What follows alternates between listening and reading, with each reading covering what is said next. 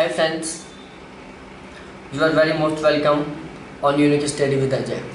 दोस्तों, इस चैनल के ऊपर मैं नेट जरा फर्स्ट पेपर और ज्योग्राफी दोनों की बिल्कुल सिस्टमेटिक ढंग से क्लासेज चला रखा हूँ।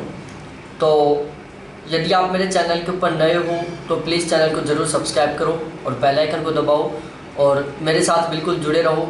आज में हम बात करेंगे जो नेट जेआरएफ का जून 2007 में पेपर हुआ था उसके इन्वायरमेंट के क्वेश्चनों पर। किस पर? जून 2007 में जो जेआरएफ का पेपर हुआ था उसके इन्वायरमेंट के क्वेश्चनों पर। इससे पहले मैं 2003 के, 2004 के, 2005 के, 2006 के इन 4 साल के क्वेश्चन पेपर कंप्लीट करवा चुका हूँ फुल डिस्क्रिप्शन के साथ। ठीक है, तो हमारा आज है चैप्टर 3 क्वेश्चन नंबर 36 है कि भारतवासियों पर प्रतिवर्ष कौन सी प्राकृतिक आपदा का बहुत प्रभाव पड़ता है। बताओ कि कौन सी प्राकृतिक आपदा है जिसका भारतवासियों के ऊपर बहुत अधिक प्रभाव पड़ता है।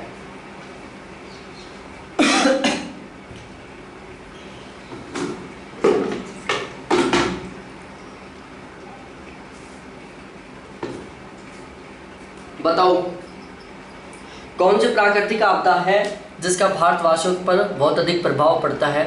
तो भाई लोगों, वो प्राकृतिक आपदा है बाढ़। क्या है? बाढ़। कि बाढ़ का भारतवासियों के ऊपर बहुत अधिक प्रभाव पड़ता है। आप हर बार सुनते रहते होंगे यहाँ पर बाढ़ बहुत अधिक मात्रा में आती है। देखो, इसरो के अनुसार भारत को सर्वाधिक प्रभावित करने वाली आपदा जैसे बाढ़ है, सूखा है, चक्रवात है, भूकंप है और भूस्खलन है। बाढ़ है, सूखा है, चक्रवात है, भूकंप है और भूस्खलन है।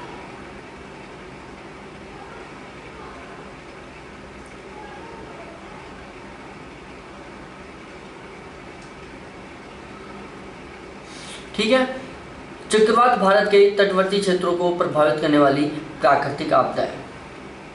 जो चक्रवात है वो भारत के तटवर्ती क्षेत्रों को प्रभावित करने वाली प्राकृतिक आपदा है। ठीक है, उसके बाद हम बात करते हैं क्वेश्चन नंबर 37 पर कि सुनामी के प्रकोप का कारण है। सुनामी के प्रकोप का क्या क्या कारण है?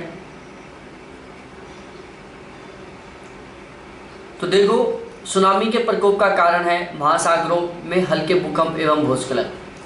महासागरों में हल्के भूकंप एवं भूस्खलन, महासागरों में भारी भूकंप एवं भूस्खलन, महासागरों में अवसाद एवं भूकंप और महासागरों में ज्वालामुखी। ठीक है, तो आपको बताना है कि सुनामी के प्रकोप का कौन सा कारण है, कौन सा ऐसा कारण है जिसकी वजह से सुनामी आती है। तो भाई लोगों, उसका सही आंसर है महासागरों में भारी भूकंप एवं भूस्खलन। महासागरों में भारी भूकंप एवं भूस्खलन के कारण सुनामी आती है। ठीक है,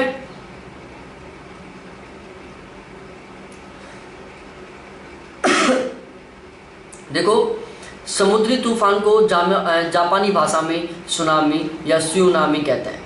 क्या कहते हैं? त्सुनामी कहते हैं। कि जो समुद्री तूफान होता है उसको जापानी भाषा में सुनामी या त्सुनामी कहते हैं, जिसका अर्थ है समुद्र तट पर आती लहरें। क्या अर्थ है? समुद्री तट पर आती लहरें।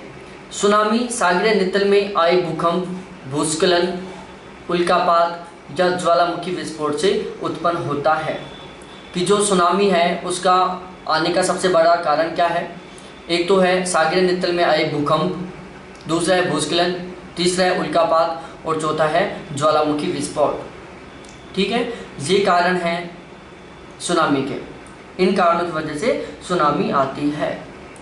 ठीक है, आगे हम बात करते हैं। सुनामी सर्वाधिक प्रशांत महासागर में आती है।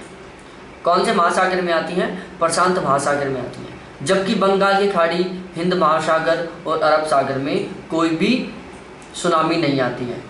सुनामी सबसे ज़्यादा कहाँ पर आती है? प्रशांत महासागर में आती है, जबकि बंगाल की खाड़ी, हिंद महासागर और अरब सागर में कोई भी सुनामी नहीं आती है।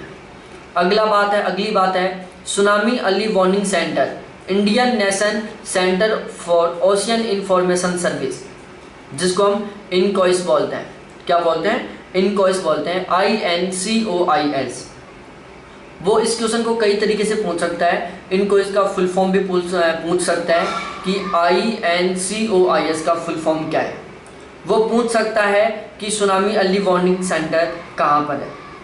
ठीक है, तो ध्यान रखना है सुनामी जो अर्ली वार्निंग सेंटर है वो हैदराबाद में। अगला क्वेश्चन है तुलनात्मक पर्यावरण प्रभाव मूल्यांकन EIA का अध्ययन होता है।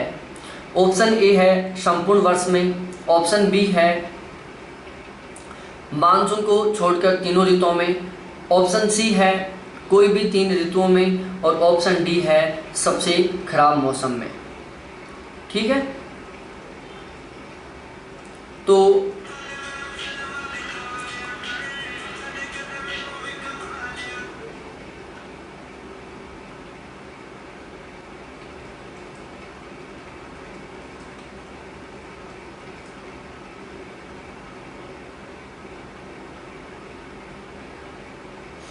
ठीक है,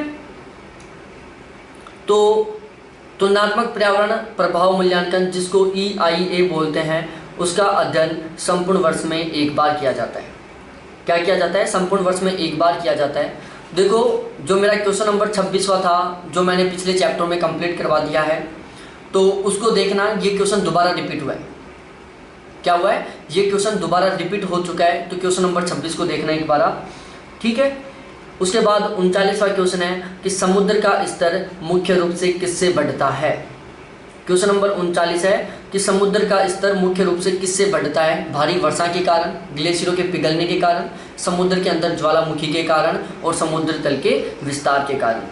तो जो समुद्र का स्तर है वो मुख्य रूप से ग्लेशियरों के पिघलने के कारण बढ़ता है। समुद्र का स्तर किसके कारण बढ़ता है? ग्लेशियरों के पिघलने के कारण।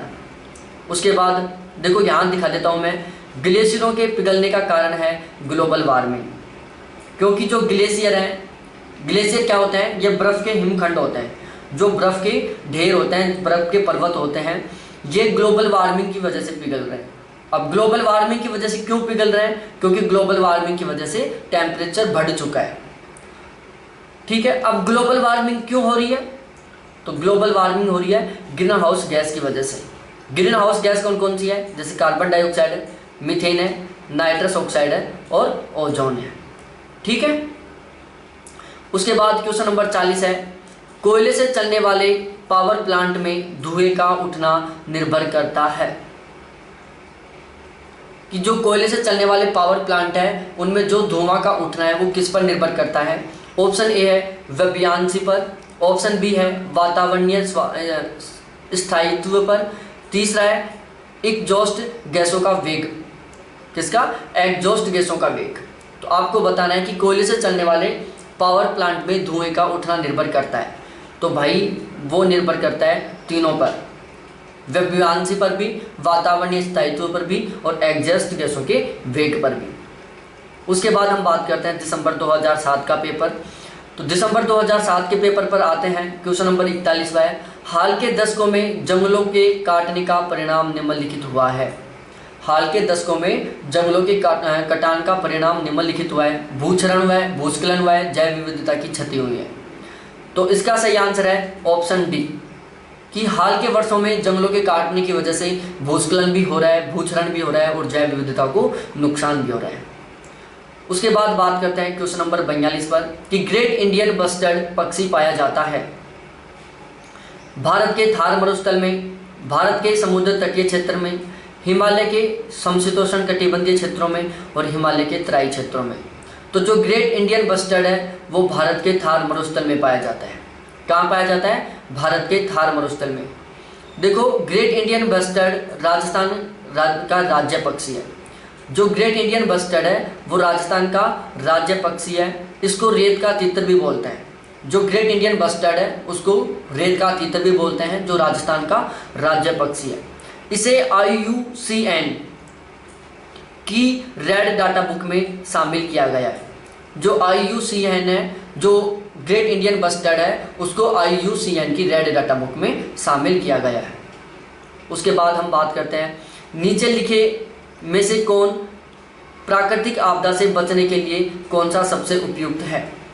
कि नीचे लिखे में से प्राकृतिक आपदा से बचने के लिए कौन सा सबसे उपयुक्त है। ऑप्शन ए है अंतर्राष्ट्रीय सहायता, बी है समय पर चेतावनी, सी है पुनर्वास और डी है सामुदायिक सहभागिता। तो आपको इसका सही आंसर बताना है कि प्राकृतिक आपदाओं से बचने के लिए कौन सा सबसे उपयुक्त है। तो तो वो है समय पर चेतावनी। यदि समय पर चेतावनी मिल जाए तो हम बिल्कुल स्टिक हो जाएंगे और हम जो प्राकृतिक आपदाएं आ रही हैं उनसे अपना बचाव कर पाएंगे। ठीक है। उसके बाद अगला क्वेश्चन है 44वां क्वेश्चन कि महानगरों में झुग्गी झोंपड़ियाँ किसका परिणाम है। महानगरों में जो झुग्गी झोंपड़ियाँ हैं वो किसका परिणाम है। ऑप्शन ए गाँव से शहरों की ओर पलायन का, ऑप्शन बी शहरों में कुछ क्षेत्रों में गरीबी का, ऑप्शन सी शहरों में अभिसंरचना का अभाव और ऑप्शन डी शहरी अभिशासन का। तो देखो जो महानगर होते हैं, जो सिटीज़ होती हैं, वहाँ पर जो झुग्गी झोंपड़ी होती हैं उसका सबसे बड़ा कारण है गांव से शहरों की ओर पलायन। जो लोग गांव से शहरों में जाते हैं वो वहाँ पर प्रॉपरली तरीके से मकान बना नहीं पाते।